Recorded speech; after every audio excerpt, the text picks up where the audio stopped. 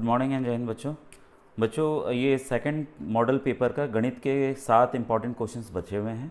तो आइए आज हम बारी बारी से इसको सॉल्व करें। बच्चों, आपको पता है मैं राष्ट्रीय आय एवं योग्यता आधारित छात्रवृत्ति परीक्षा 2023-24 की तैयारी करा रहा हूँ, NMMS यानी कि national means cum merit scholarship.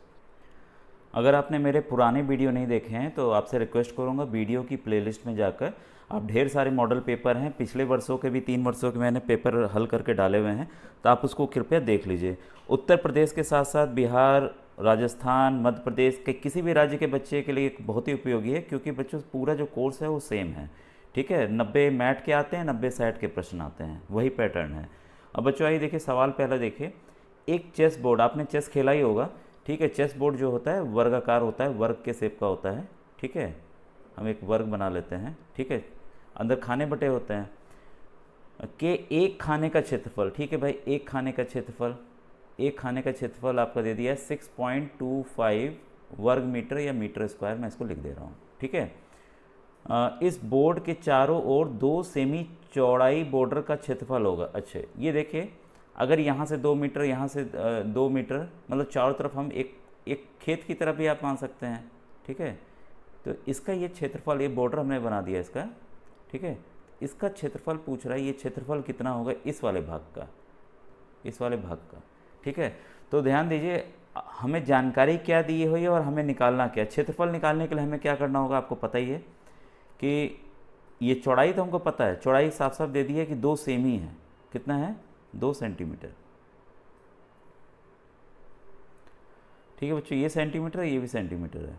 ठीक है, अब देखिए हमें करना क्या होगा। सबसे पहले हमें पूरी लंबाई निकालनी। पहले चेस की देखिए, जो चेस बोर्ड है आपको पता होना चाहिए, चेस बोर्ड में कुल कितने खाने होते हैं।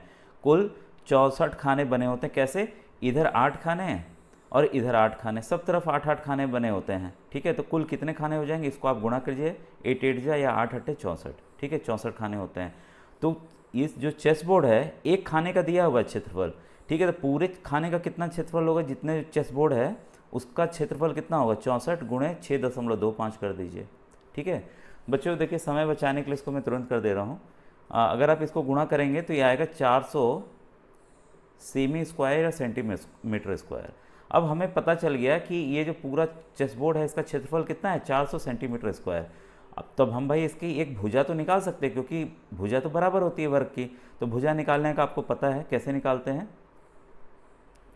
एरिया ऑफ जो क्षेत्रफल होता है वर्ग का, वो क्या होता है, एल स्क्वायर होता है। तो एल स्क्वायर बराबर क्या हो गया, 400। तो एल बराबर कितना हो जाएगा, एल बराबर हो जाएगा आपका, इसको वर्गमूल में ले लीजिए। ठीक है, कितना आ जाएगा इसका, 20। ठीक है, कितना, 4 का हो गया 2 और 100 का हो गया 10, 2 गुणे 10, ठीक है 20। ये हो गया सेंटीमीटर। अब हमें पता चल गया कि जो लंबाई है यहाँ से यहाँ तक की केवल, वो कितनी है, 20 है। अब ध्यान दीजिएगा, ये जो चौड़ाई है 2 अलग अलग सेंटीमीटर है, तो कुल लंबाई अगर हम इस वाले बाहर का जो हमें बॉर्डर बनाना है वो कितनी हो जाएगी, 20 + 2 + 2। ध्यान दीजिएगा। ठीक है, इधर तो हम ले रहे हैं इस तरीके से कि इधर वाला पूरा पार्ट हमने ले लिया, लेकिन इस वाले में हम एक दूसरे तरफ से हम केवल इतने ही पार्ट को लेंगे। क्यों, इधर हम देखिए इसको 2 गुना करेंगे, ये वाला पार्ट और ये वाला पार्ट एक तरह हम ले लेंगे, इसको हम 2 गुना करेंगे। ठीक है, और ये वाले में बस हम इतना बॉर्डर ही लेंगे, क्योंकि इधर हम एक बार इसको जोड़ चुके हैं बच्चों। ठीक है, तो देखिए जो हमें बॉर्डर का अगर हमें क्षेत्रफल निकालना है तो सबसे पहले देखिए लंबाई, जो बॉर्डर की जो बाहरी हिस्सा है उसकी लंबाई, जो आपका बाहरी हिस्सा है, बाहर वाला हिस्सा है, उसकी लंबाई कितनी हो जाएगी, एल बराबर अंदर वाले की लंबाई 20 + 2 + 2 + 2 + 2। ठीक है, क्योंकि इधर हमें इसी बॉर्डर का निकालना है बच्चों, तो ये कितना हो गया, 24 सेंटीमीटर। ठीक है, तो इस वाले का क्षेत्रफल कितना होगा, 24। ठीक है, ये देखिए पूरी लंबाई 24 और चौड़ाई कितनी है, 2। अब ये क्या बन गया, आयत बन गया। ठीक है, तो इसका आपका क्षेत्रफल कितना हो गया, एक तरफ का भी बता रहा हूँ बच्चों, बस इस वाले का क्षेत्रफल। ठीक है, कितना होगा, 24 गुणे 2, कितना आ गया, 48। ठीक है, अब ये बताइए जितना ये है उतना तो ये भी है, तो बस क्या करना है, इसको इसका निकालने के लिए बस इसको हमें 2 से गुणा कर देंगे तो इसका भी निकल आएगा, या 48 को 2 बार जोड़ दीजिए। ठीक है, तो ये हो गया 8 × 16 96 सेंटीमीटर स्क्वायर। अब देखिए इसका क्षेत्रफल निकल आया, बस हमें इसका निकालना है। ये देखिए हमें पता है लंबाई कितनी है, 20, चौड़ाई कितनी है, 2। ठीक है। तो दूसरे वाले का क्षेत्रफल निकालिए, इस वाले का क्षेत्रफल हो जाएगा आपका 20 गुणे 2, और कितने हैं ये, ऐसे कितने हैं, 2 हैं, तो इसको अब यहीं हम 2 से गुणा कर दे रहे हैं। ठीक है, तो कितना आ गया, 80 सेंटीमीटर स्क्वायर। ठीक है, अब आ गया सवाल कि भाई कुल कितना हुआ, बस इसको आप दोनों जो हमने क्षेत्रफल निकाला उसको जोड़ लीजिए। देखिए बच्चों काफ़ी अच्छा सवाल था, बस आपका कॉन्सेप्ट क्लियर होगा तो आप कर लेते। तो ये आ गया आपका 176 सेमी स्क्वायर या सेंटीमीटर स्क्वायर। तो हम देखें भाई किस ऑप्शन में ये है, ऑप्शन नंबर 1। ठीक है, इसका सही है, 1 सेंटीमीटर 176 वर्ग सेमी या सेंटीमीटर स्क्वायर बच्चों। ठीक है, काफ़ी अच्छा प्रश्न था। और ये देखिए आयु का है, कई बच्चे इसमें आयु वाले में दिक्कत आ रही है। क्वेश्चन नंबर 175, एक बच्चे ने मुझसे गूगल मीट में प्रश्न भी किया था इसी वाले को, अब मुझे ध्यान आ रहा है। माँ की आयु उसके पुत्र की आयु की 5 गुना है। तो देखिए जब भी इस तरह के प्रश्न आए तो आप क्या करेंगे, वर्तमान आयु सबकी मान लेंगे, वर्तमान मतलब अभी की। ठीक है, तो हमने मान लिया कि माँ की वर्तमान आयु जो है वो x वर्ष है। ठीक है, और वैसे ही पुत्र की आयु हम मान लेते हैं, जो पुत्र की आयु है वो है y, वो क्या है, y वर्ष है। ठीक है, तो पहला सेंटेंस क्या कह रहा है, माँ की आयु उसके पुत्र की आयु की 5 गुनी है। 5 गुनी है मतलब x माँ की आयु है, बच्चे की आयु की 5 गुनी है। 5 गुनी मतलब 5 से आपको गुणा करना है, सीधा सा सिद्धांत ये है बच्चों। ठीक है, और दूसरा है 8 वर्ष पश्चात, जब भी देखिए पूर्व आए, ध्यान दीजिएगा मैं यही समझा दे रहा हूँ कॉन्सेप्ट, अगर पूर्व आए तो आपको घटाना है, पश्चात आए मतलब या बाद में आए या होगा तब क्या करना है, आपको जोड़ना है। बस इस कॉन्सेप्ट को ध्यान रखिएगा बच्चों। आप देखिए मेरा हमेशा ये रहता है मकसद कि आपको मैं समझा सकूँ एक एक प्रश्न को। अगर सब सवाल बदल के ही आते हैं, सेम तो आएंगे नहीं, ठीक है, तो आप कर सकेंगे उसको। ठीक है, तो जब भी पश्चात है तो हमने क्या कर दिया, 8 वर्ष पश्चात मतलब भाई माँ की आयु में 8 वर्ष हमने जोड़ दिया। 8 वर्ष पश्चात माँ पुत्र की आयु से 3 गुना हो जाएगी। भाई पुत्र की आयु से, ये देखिए ये है पुत्र की वर्तमान आयु, तो भाई जब हमने 8 वर्ष बाद की बात करें, माँ में 8 वर्ष जोड़ा तो पुत्र में भी तो 8 वर्ष जोड़ेंगे, तब तो देखिए उसी दोनों एक सेम समय में आ गए। ठीक है, तब क्या होगा, माँ की आयु पुत्र की आयु की 3 गुना हो जाएगी, तो भाई 3 गुना हो गया। ठीक है, अब सवाल है हो जाएगी माँ की वर्तमान आयु है, तो हमें x निकालना है, मतलब माँ की उम्र हमें निकालनी है। बस इन दोनों को हमें हल करना है। देखिए बच्चों कई बच्चों को x y में प्रॉब्लम हो रही थी। देखिए x + 8, x और ये मान के चलिए अनजान चीज़ें हैं, और कैसे हल करना है अभी आप जान जाएंगे। अभी इसको 3 से गुणा कर दीजिए, 3y। अब देखिए यहाँ हम गुणा नहीं कर सकते थे क्योंकि हमें ये संख्या ही नहीं पता है, लेकिन ये संख्या पता है, 3 8 = 24। ठीक है, अब देखिए संख्या को एक तरफ ले जाएंगे और ये जो वेरिएबल हैं जो हमें अभी पता नहीं है उसको एक तरफ ले आएंगे। 3y = 24 - 8। ये बच्चों आपको नियम पता होना चाहिए, कक्षा 4 5 6 7 का है कि ये कैसे हुआ। बराबर के उधर दूसरे तरफ किधर भी जाता है तो मान जो है उसका वैल्यू है प्लस है तो माइनस हो जाता है, माइनस है तो प्लस हो जाता है। ठीक है, तो ये x - 3y क्या हो गया, बराबर 24 और 8 घटाते हैं तो 16। अब देखिए अब हम क्या करेंगे, हमें यहाँ पता है x बराबर कितना है, 5y, तो x का मान बस हम यहाँ पे 5y लिख दे रहे हैं, कुछ नहीं कर रहे हैं। ये इसलिए कर रहे हैं ताकि हम इसका मान निकाल सकें बच्चों। ठीक है, अब क्या हो गया, 5 में से 3 घटा दिए, 2y बराबर 16, और y बराबर क्या हो जाएगा, क्रॉस मल्टीप्लाई का नियम, ये देखिए इससे गुणा तो ये नीचे जाके भाग हो जाएगा, तो 16/2, 2 × 2 2 8 = 16, कितना आया 8, कितना आ गया 8 वर्ष। ये किसका आया वर्ष, कितना है, किसकी आयु आई, ये बच्चे की आई, ध्यान दीजिएगा बच्चे की आई, y आई, हमें क्या निकालना है, x निकालना है। तो x बराबर क्या है 5y, y का हम मान पुट कर देते हैं 8, 5 × 8 कितना आ गया 40 वर्ष। भाई देखें ये 40 वर्ष ऑप्शन है इसमें 175 का, हाँ ये ऑप्शन नंबर 2 इसका बच्चों सही है। ठीक है, ये आप देखिए कॉन्सेप्ट है, वीडियो पॉज करके नोट कर लीजिएगा कि ये मैंने कैसे निकाला है, आपको समझ में आ जाएगा। अब देखिए नेक्स्ट क्वेश्चन है 176 बच्चों।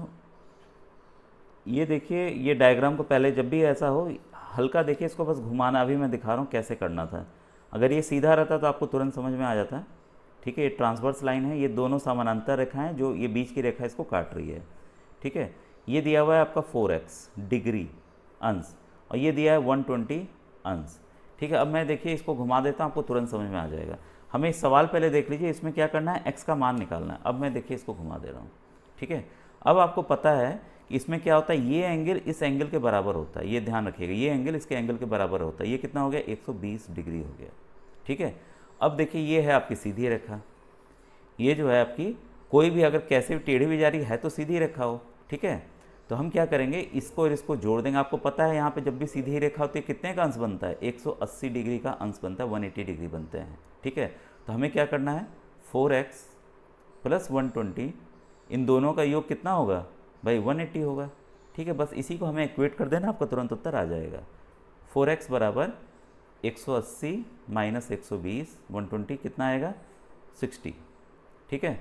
अब x बराबर डायरेक्ट निकाल दें, वही क्रॉस मल्टीप्लाई का नियम, 4 जाके इसको क्या करेगा, भाग करेगा, ठीक है। तो इसको हम कर दे रहे हैं डिवाइड, कितना आ जाएगा, 15, ठीक है। तो x इक्वल टू 15 डिग्री आ गया हमारा। तो देखिए भाई है, हाँ 176 का 1। तो ये बच्चों एक कॉन्सेप्ट बेस्ड था, तो इसको आप ध्यान रखिएगा। अब देखिए क्वेश्चन नंबर 177, दिए गए चित्र में x डिग्री का मान क्या होगा। एक त्रिभुज है, ठीक है। आपको देखिए इसको 2 नियम से आप हल कर सकते हैं, जो आपको पसंद आए उसको आप कर लीजिएगा। 177 त्रिभुज एक पहले बना लूँ, और देखिए बच्चों इसका नियम आपको जरूर पता होना चाहिए, नियम नहीं पता होगा तो आप नहीं कर पाएंगे, ठीक है। ये देखिए 70 है, ये 40 है, हमें क्या निकालना है, इसको हमने बढ़ा दिया, हमें x निकालना है, x डिग्री। तो इसमें देखिए सिंपल सा है कि आपको एक नियम अगर पता रहता तो आप तुरंत कर लेते कि जो बाहरी एंगल होता है, एक्सटर्नल एंगल होता है, इन जो ये वाला नहीं, जो बाकी के अंदर के 2 होंगे उनके जोड़ के बराबर होता है।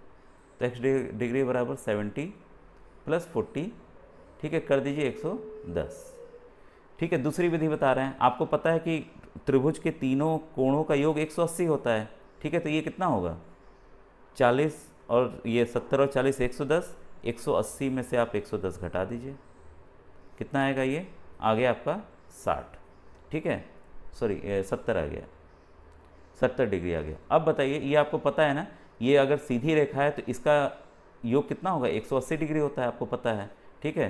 तो 70 प्लस x बराबर 180, ठीक है। तो x बराबर क्या हो जाएगा, 180 माइनस 70, कितना आ जाएगा, 110 डिग्री, ठीक है। तो देखिए मैंने इसमें आपको 2 तरीके बता दिए, तो आप इस नियम से भी या ऐसे भी कर सकते हैं, और सबसे जल्दी तो यही होगा कि हमने जोड़ लिया, ठीक है। लेकिन कई बार हम लोग भूल जाते हैं, और ये समान नियम हमें पता रहता है कि सीधी रेखा पर 180 डिग्री का कोण बनता है। तो आप किसी भी तरीके से समझ के इन सवालों को हल कर सकते थे, ठीक है। अब देखिए दिशा वाला है, ये भी कुछ को बच्चों ने प्रश्न किया था, मैंने PDF पहले ही भेज दिया था ग्रुप में बच्चों के। अब ये देखिए एक है जब भी देखिए इस तरह के प्रश्न हो, आप फिगर जरूर बनाएंगे बच्चों, बिना फिगर हल नहीं करेंगे। एक लड़का, अब देखिए उत्तर दक्षिण वाला, ये वाले पे मैंने प्रश्न बताए हुए हैं, ये देखिए उत्तर, नीचे दक्षिण, इधर पूर्व, इधर पश्चिम, आप इसी तरह से सोचेंगे, ठीक है। एक लड़का अपने घर से उत्तर दिशा की ओर, भाई उत्तर किधर है, ऊपर की तरफ है, ठीक है, उत्तर दिशा की ओर चलता है, चलना प्रारंभ करके 8 मीटर की दूरी तय करता है, तो 8 मीटर उसने दूरी तय कर ली। इसके बाद क्या है, तत्पश्चात ठीक पश्चिम की ओर, अब पश्चिम किधर है, देखिए ये उत्तर था, पश्चिम तो भाई इधर है, पश्चिम की ओर मुड़कर 15 मीटर चल के अपने विद्यालय पहुंचता है। भाई पश्चिम की ओर मुड़ा और 15 मीटर चल के अपने विद्यालय पहुंच गया वो, ठीक है। मान लीजिए इसका विद्यालय है। फिर क्या सवाल है, उसका विद्यालय घर से कितनी न्यूनतम दूरी पे, अगर ये पूछता कि कितनी दूरी पे तो आप क्या करते, 15 और 8 को जोड़ देते। अब पूछ रहा है न्यूनतम दूरी, हम न्यूनतम दूरी पता है कि हमेशा सीधी रेखा होगी, ऐसे गोल घुमा के रास्ता होगा तो उसको तो हम मानेंगे नहीं न्यूनतम दूरी, क्योंकि सबसे नज़दीक की दूरी हमेशा सीधी रेखा होती है। अब आपको पता है ये क्या है, हाइपोटेन्यूज है, ये क्या है, लंब है आपका, परपेंडिकुलर है, ये क्या है, आधार है, बेस है। तो आपको फॉर्मूला पता है, हाइपोटेन्यूज का स्क्वायर क्या होता है, perpendicular square plus base square, ये याद रखिएगा। ये h मान लीजिए, ये p, अगर हम इसको ऐसे सीधा दिखाना चाहें तो ऐसे देख सकते हैं, ये लंब परपेंडिकुलर, ये हाइपोटेन्यूज और ये बेस, ये टेढ़ा है, इसको आप घुमा लेंगे, पेज को घुमा के समझ लेंगे, ठीक है। अब देखिए यहाँ मान दिया हुआ है 15, 15 का स्क्वायर और 8 का स्क्वायर, ठीक है। ये कितना हो जाएगा, 100, ये 225 प्लस 8 8 जा 64, तो इसको हम जोड़ देते हैं, कितना आएगा, 289, 289। अब अगर हमें एच स्क्वायर है, अगर एच का मान निकालना क्या होगा, इसको वर्गमूल में ले लीजिए। 289 का वर्गमूल होता है 17। आपको पुनः याद दिलाना चाहूँगा 1 से 25 तक का आप वर्ग जरूर याद करें और 1 से 10 तक का घन यानी कि क्यूब जरूर याद करें बच्चों, तो सवाल आसानी से हल हो जाएंगे, नहीं तो इसका वर्गमूल निकालने में आपका समय नुकसान होगा। तो आंसर देखें भाई किस में है, आंसर नंबर 2 सही है। ठीक है बच्चों, काफ़ी डायरेक्शन वाले क्वेश्चन आपको ऐसे ही हल करने बहुत ईजी होते हैं। अब क्वेश्चन नंबर 1 से 2 क्वेश्चन बस बचे, तुरंत हो जाएंगे। 179 3 to the power -9, 3 to the power -9 दिया हुआ है बच्चों, को किस संख्या से गुणा किया जाए कि गुणनफल 3 हो जाए। अच्छा, गुणनफल जो है वो हमें किससे हम गुणा करेंगे कि उत्तर 3 आए। तो बच्चों ये देखिए माइनस है, ठीक है, इसका नियम ये वाला याद रखिएगा कभी भी, a to the power m वाला, a to the power m into a to the power n, जब भी ऐसा हो बेस सेम है तो हम क्या करते हैं, इनको जोड़ देते हैं। ठीक है, यही हम नियम यहाँ अपनाएंगे। तो 3 कैसे आएगा भाई, अगर हम इसको 10 से देखिए गुणा करके देखते हैं, यही मैं नियम लगा रहा हूँ। ठीक है, तो -9 प्लस 10 को जोड़िए, कितना आएगा भाई, +1 आएगा। ठीक है, ये 3 टू द पावर, ठीक है, तो कितना आया, +1 आया। तो यही इस पर अगर 1 करते हैं तो कितना आ जाएगा, 3 आ जाएगा उत्तर। सवाल यही कह रहा है ना कि गुणनफल 3 आ जाए। ठीक है, तो हम किससे गुणा करेंगे, 3 टू द पावर 10, 10 से करेंगे, तो 179 का आपका आंसर होगा 4 बच्चों। ठीक है, अब एक लास्ट क्वेश्चन है, किसी परिमेय संख्या के समतुल्य परिमेय संख्या होगी। तो देखिए समतुल्य परिमेय संख्या तो अनंत होंगी, कोई भी आप परिमेय संख्या ले लीजिए। ठीक है, समतुल्य की बात करिए हमेशा, जैसे मान लीजिए 1/2 है, इसको हम कैसे लिख सकते हैं, 2/4 भी लिख सकते हैं, इसको कैसे लिख सकते हैं, 4/8 भी लिख सकते हैं। ठीक है, तो इसमें हम गुणा करते चले जाएंगे तो अनंत संख्याएं बन सकती हैं ना इस तरह की। ठीक है, तो इसके लिए 180 का आंसर होगा आपका 4। ठीक है बच्चों, ये देखिए गणित का पार्ट इसका कंप्लीट हुआ है, मैथ के कुछ प्रश्न बचे हुए हैं तो मैं इसको नेक्स्ट वीडियो में एक्सप्लेन करूँगा। अगर बच्चों आपको समझ में आ रहा हो तो प्लीज़ कमेंट कीजिएगा कि आपको ये वीडियो सही लगा है। थैंक यू बच्चों, थैंक यू वेरी मच।